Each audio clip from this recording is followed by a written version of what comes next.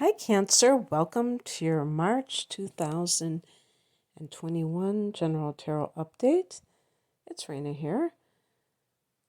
So, March is a green light month, and especially as we get into the halfway point, when Mercury goes out of its shadow on the 13th, which is the same day that we have a new moon in a fellow water sign to you, Pisces. But I'll get to that in a minute.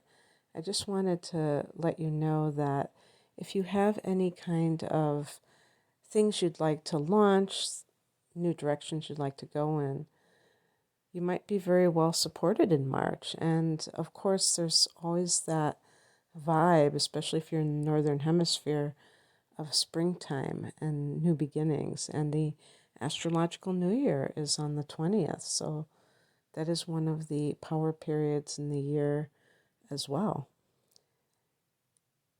So as the month begins, all the planets are direct. On the 3rd, Mars goes into Gemini, and that is your 12th house. The 12th house is another water house, like yours, the 4th house. And it's a hermit's house. It's very solitary. It's very contemplative. Mars is not a contemplative planet.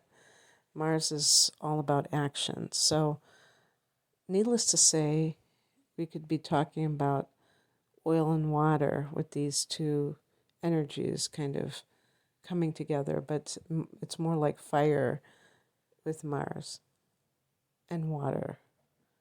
And what does that mean? What does fire do when it comes in contact with water? It kind of dissipates, doesn't it? And so it gets extinguished. So Mars can't really be energized in the 12th house the way it wants to be. So it can lead to kind of nervous energy, restlessness, not knowing, how to expend it. And I would say the best way to deal with it is to channel it in some kind of physical activity that has a spiritual kind of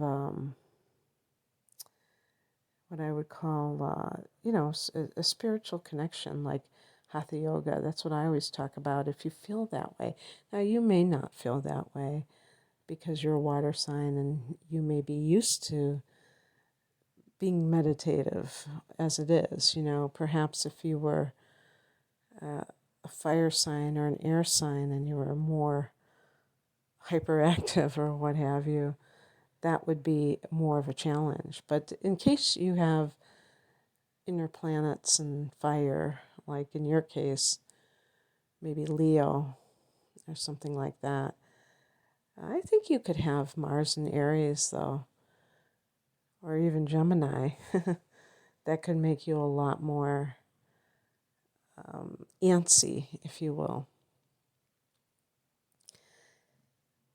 On the 13th, like I said, we're having a new moon at 23 degrees of Pisces, and so being a fellow water sign and being the last water sign, this is actually going to fall in your 9th house. And it's very interesting that Pisces is your 9th house because the 9th house is ruled by Jupiter, and the sign that it rules is Sagittarius. And the reason it's interesting is that Pisces' ancient ruler is Jupiter. So Pisces has a connection to Jupiter. It's not completely random. And if you think about it, if you think about Sag and Pisces, these are two signs that are associated with spiritual matters in their own ways. Sag is the sage. And Pisces, how would I,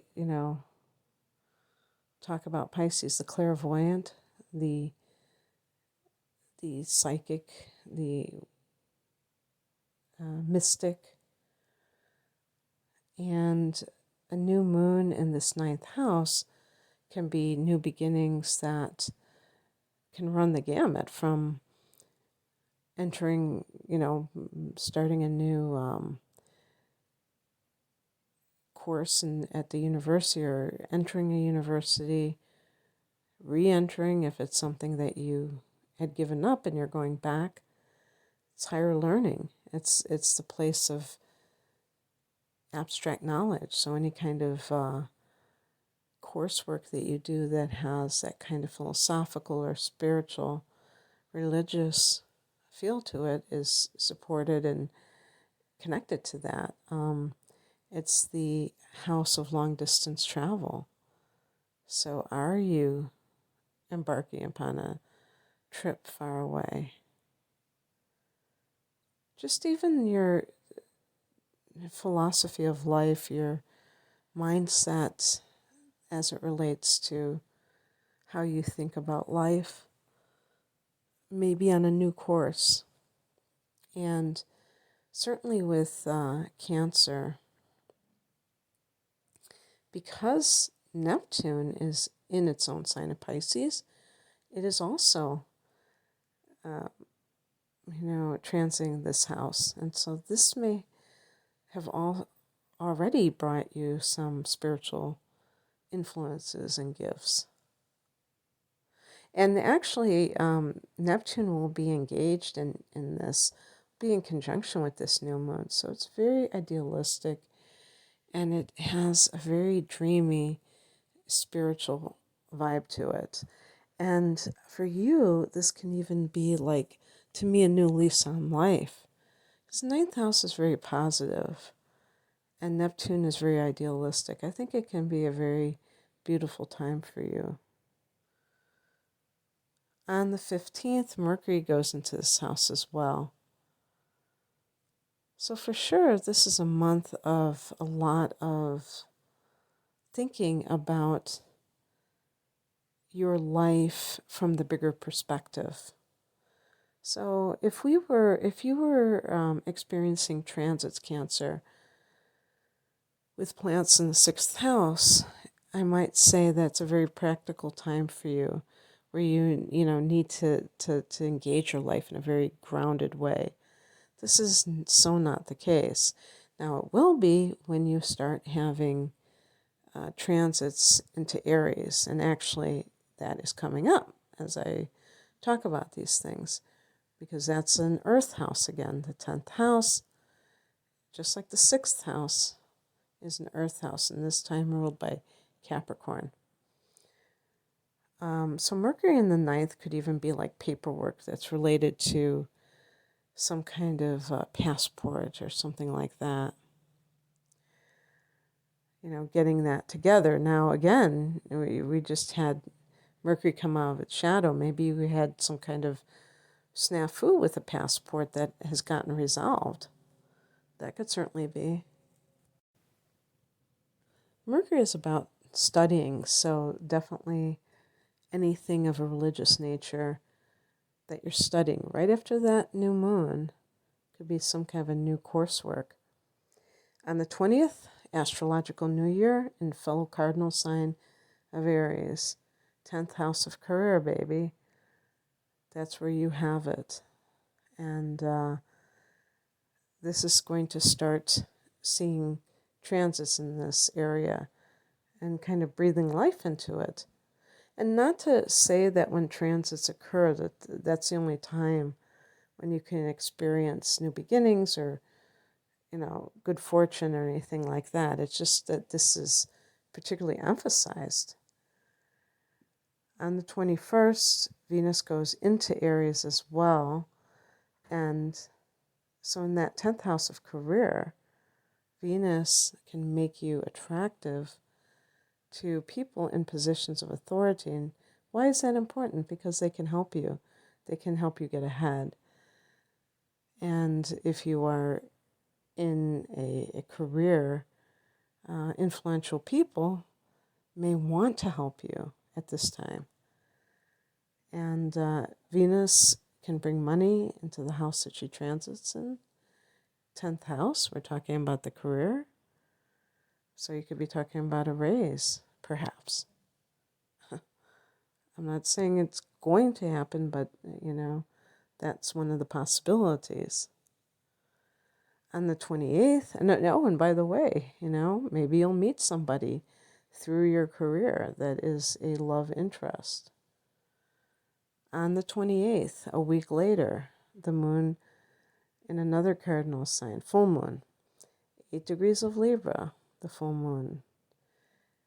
And this is in the opposite direction, so it's ahead of you. And that's the 4th house of home and family. Guess what? That's the house that you rule, Cancer. So you're well familiar with what this house entails. The domestic scene, full moon here. But tell you the truth, this may be most for the people who are early Cancers. Although I'm going to stop talking about that and trying to make things more difficult, because I was looking at my own chart and I just don't think that even what I said really pans out sometimes. So it's very hard to talk about, where a transit is going to fall in somebody's chart. You have to look at the individual chart ultimately. Let me just say this. Some of you, this is going to fall in your 3rd house, which is siblings. The 4th house can be your parents, either the father or mother. 3rd house can be your brothers and sisters, aunts and uncles and cousins. Neighbors can be the 3rd house too. Full moon, what does that mean? Full disclosure. Secrets coming out. Awareness of this individual. And you might say, well, what does awareness mean? It means that you see them maybe in a new light, how they really are, and then you can have more empathy for them, or you can see them for who they are and you know to stay away from them. It's kind of like you see their true nature and you realize that they're deceptive. Full moons can bring out secrets, by the way. So there could be some crisis point or some situation that you have to deal with these people, but it can also be empathy, something positive. With the 4th house, it can be letting go of childhood drama, tapes, influences that hold you back. So it can have a healing effect.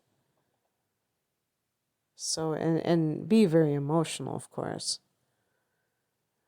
Okay, Cancer, that's what I have for you. So it looks like you're starting to see that career stuff take off. It'll just get stronger in April, and there'll be some, energy to launch in April as well. And so some of you may be even starting a new career next month.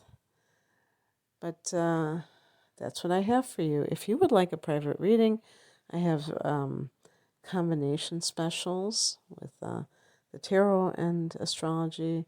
That's called the whole enchilada, or a deep dive extended natal chart interpretation extended transits. That's called deep dive. Just other types of readings. Click on the link below to find out more information. Thanks for listening and have a great month. Take care. Bye.